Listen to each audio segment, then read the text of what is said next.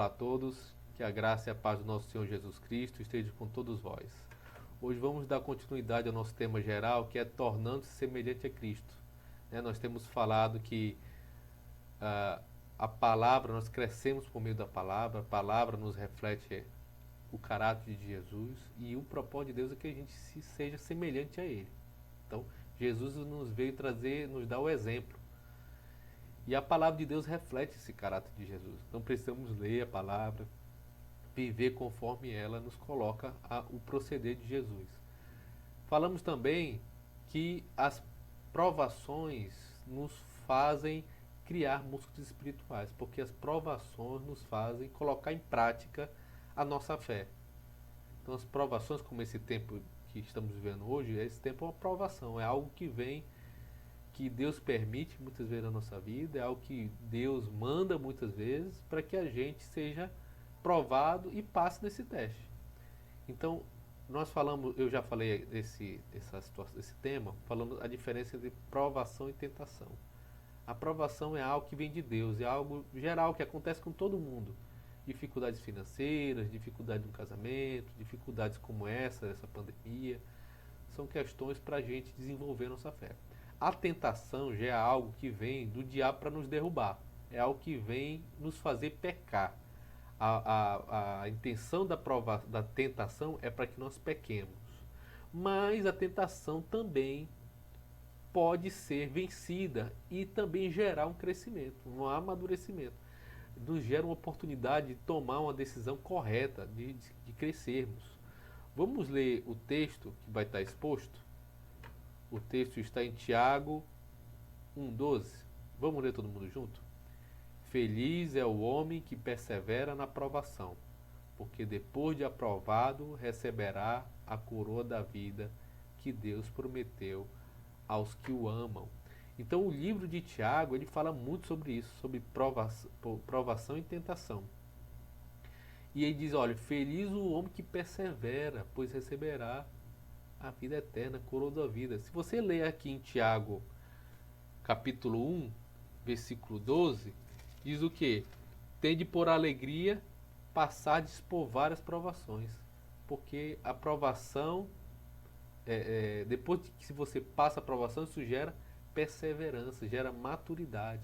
Então, Tiago diz, o Senhor diz, na verdade, o Espírito Santo nos diz, que nós devemos nos alegrar quando passamos por várias provações e também por tentações. Porque as duas, quando nós passamos, perseveramos, vencemos, tanto a provação quanto a tentação, nos faz crescer, tanto a provação quanto a tentação.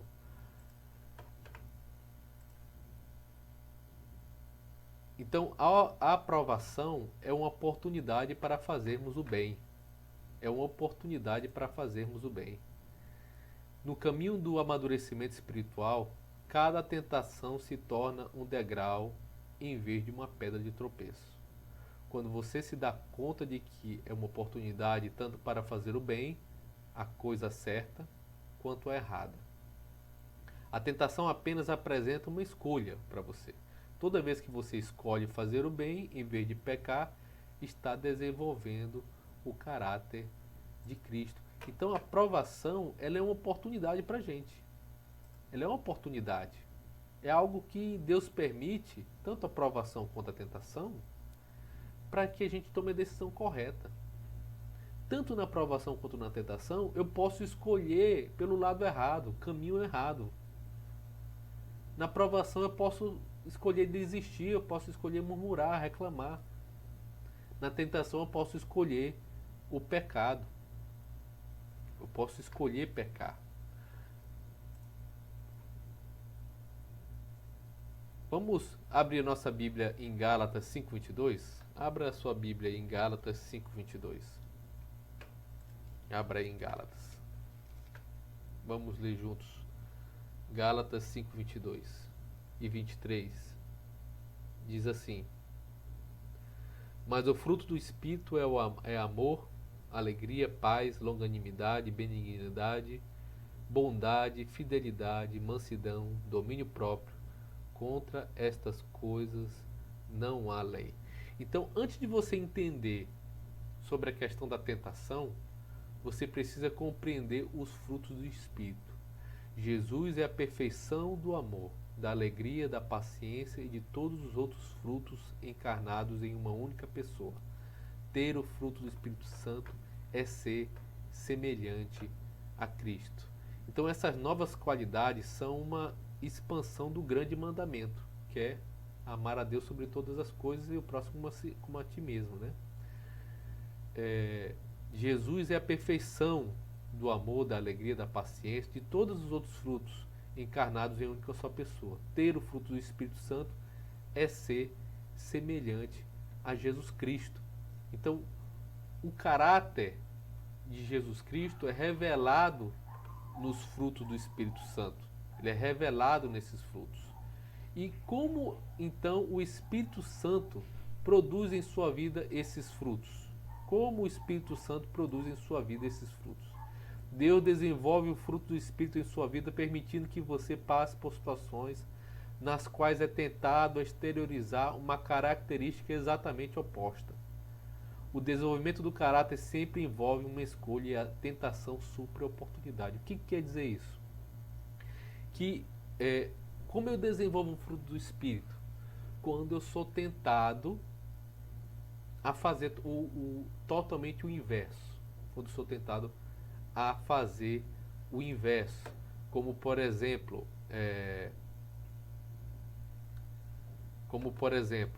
Deus nos ensina a amar, pondo pessoas desagradáveis ao nosso redor. Amar pessoas agradáveis que ainda por cima nos amam não exige nenhum caráter.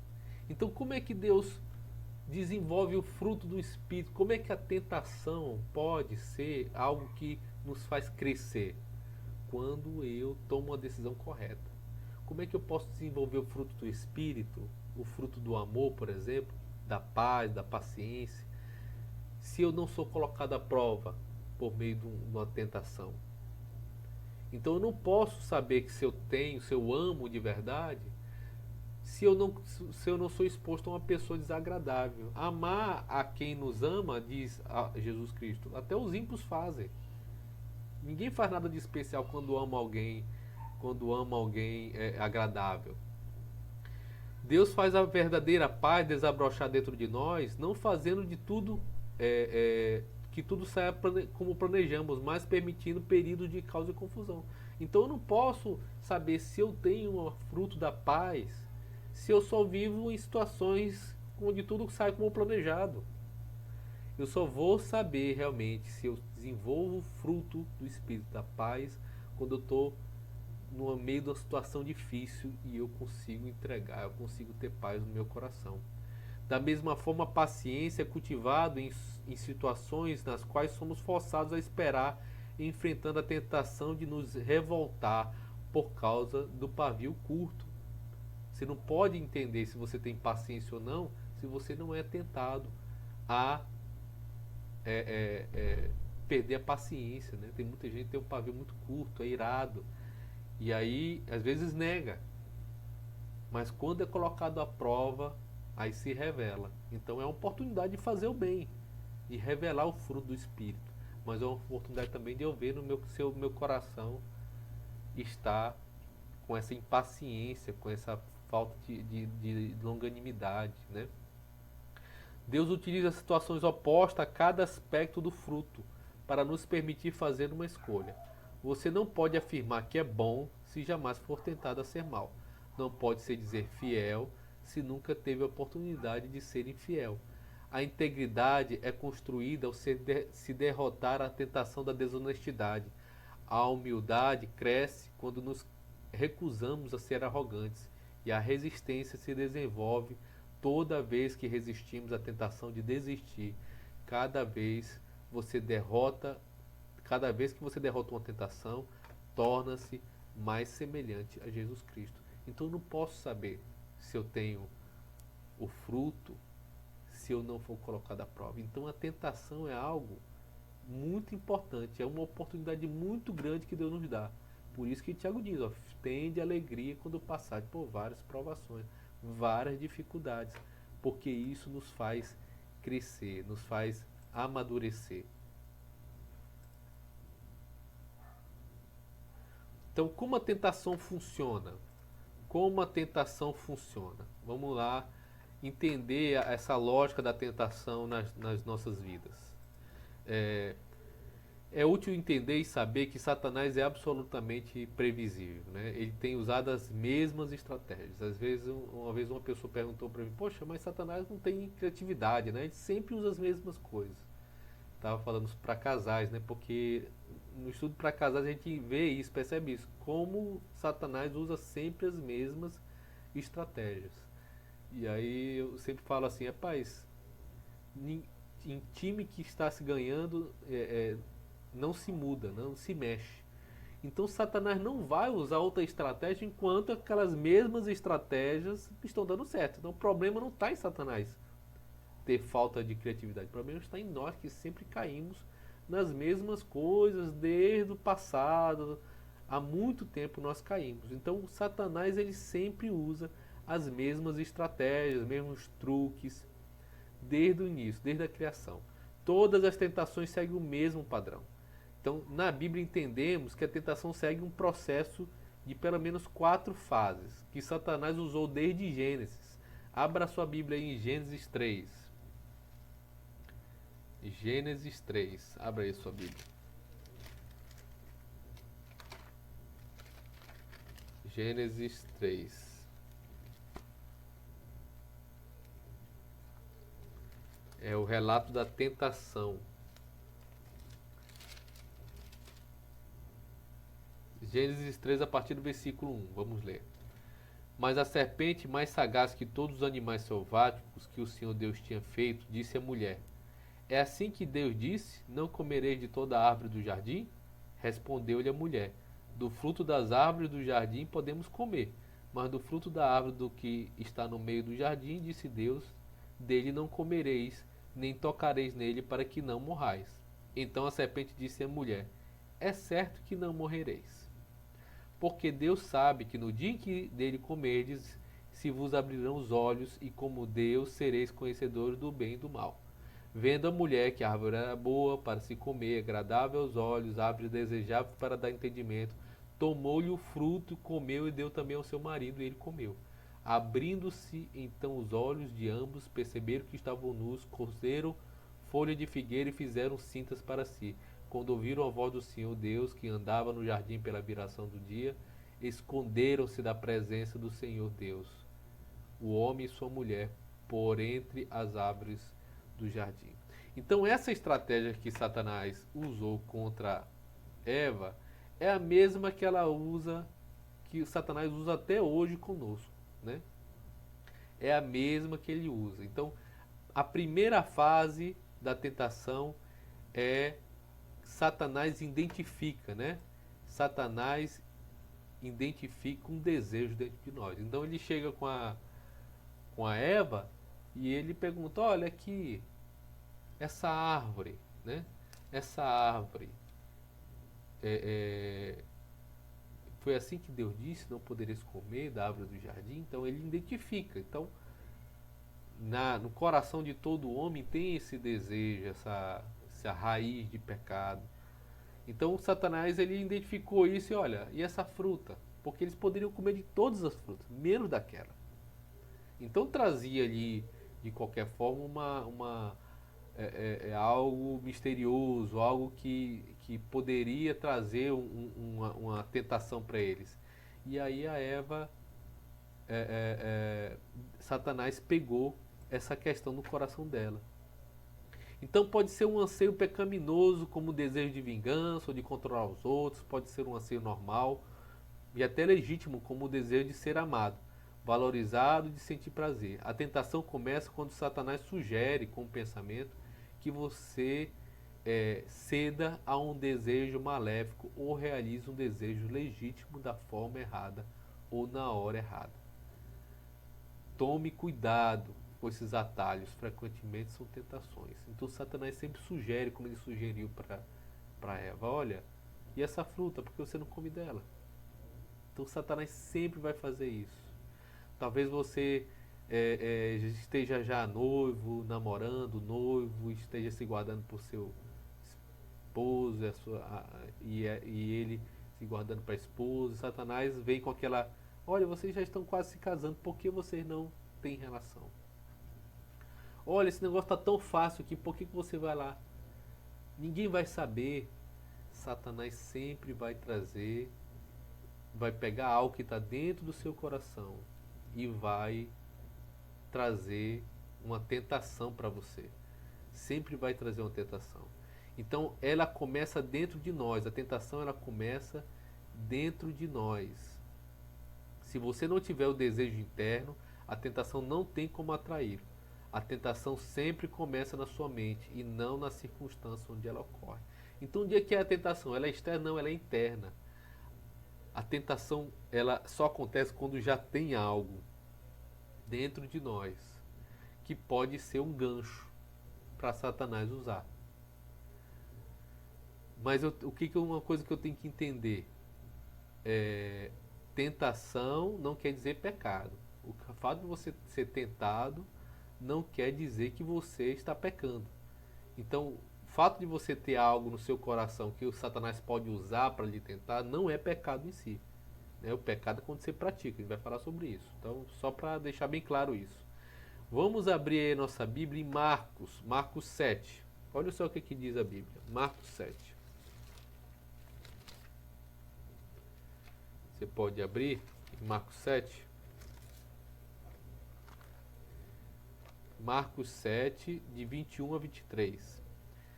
Diz assim: pois do interior do coração dos homens vêm os maus pensamentos, as imoralidades sexuais, os roubos, os homicídios, os adultérios, as cobiças, as maldades, o engano, a devassidão, a inveja, a calúnia, a arrogância, a insensatez. Todos esses males vêm de dentro.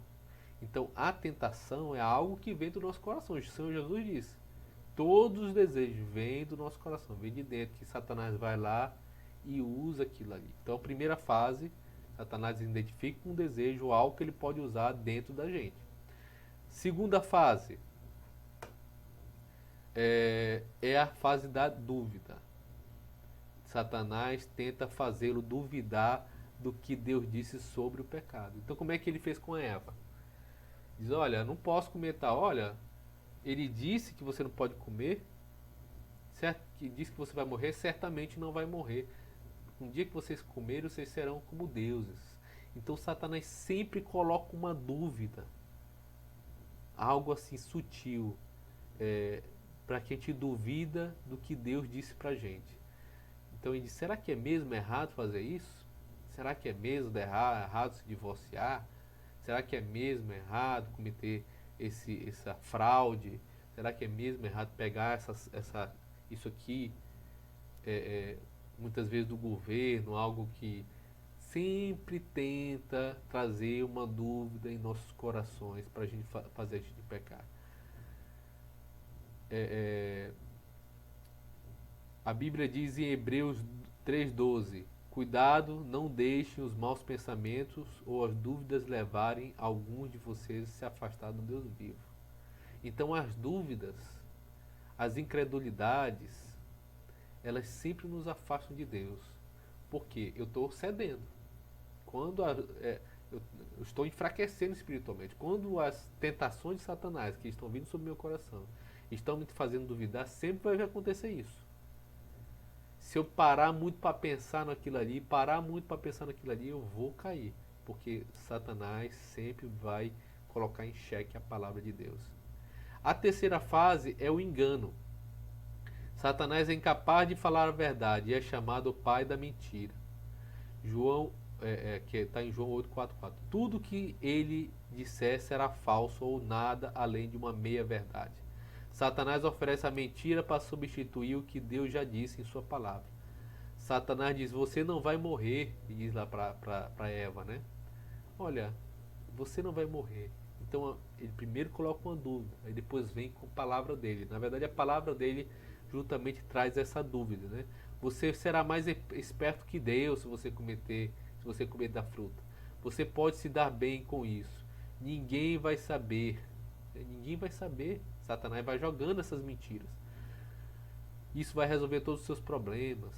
Além do mais, todos estão fazendo isso. vai jogar sempre essas mentiras. Isso é apenas um pecadinho, não é uma bobagem. Mas um pecadinho é como uma gestação recente, acabará aparecendo. Nunca se engane com essa questão que isso aqui é uma bobagem, isso não tem nada a ver, isso aqui, nem sei se isso é pecado, porque essas coisas começam pequenas, depois elas aparecem, elas é, é, trazem um estrago muito grande. Então a terceira fase é o engano, ele vem com a mentira. Isso aqui não é bobagem, é besteira, é um pecadinho, vai resolver teus problemas, né? Vai resolver teus problemas. Abandona isso, isso vai resolver teus problemas, sabe? Compra isso vai resolver teus problemas. Toma essa decisão. Sempre Satanás vem com a mentira no nosso coração. E a quarta fase é da desobediência. É da desobediência. É quando o quê? Quando eu caio, né? Quando eu caio nas mentiras de Satanás, quando eu caio nas tentações de Satanás. Então você acaba agindo de acordo com a ideia com a que vinha brincando em sua mente. Então, quando Satanás vai colocando aqui na sua mente, você vai pensando, vai ponderando, ou será que não, será que sim? Então você vai brincando.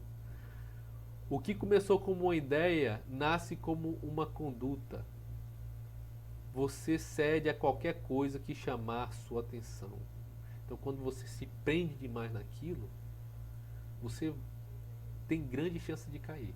Quando você fica alimentando aquele pensamento na sua mente, aquela tentação, você tem grande chance de cair. Tiago alertou.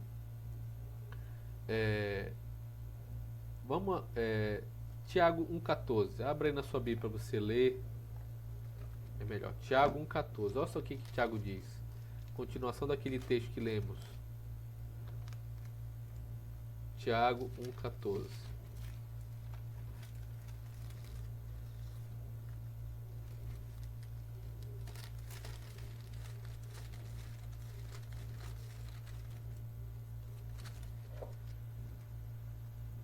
Ao contrário, cada um é tentado pela sua própria cobiça, quando esta o atrai e seduz. Então a cobiça, depois de haver concebido, dá luz ao pecado, e o pecado, uma vez consumado, gera morte. Então, quando eu caio, quando eu sou atraído por aquilo e eu executo aquele intento, aquela tentação de Satanás, aí sim isso me leva a pecar.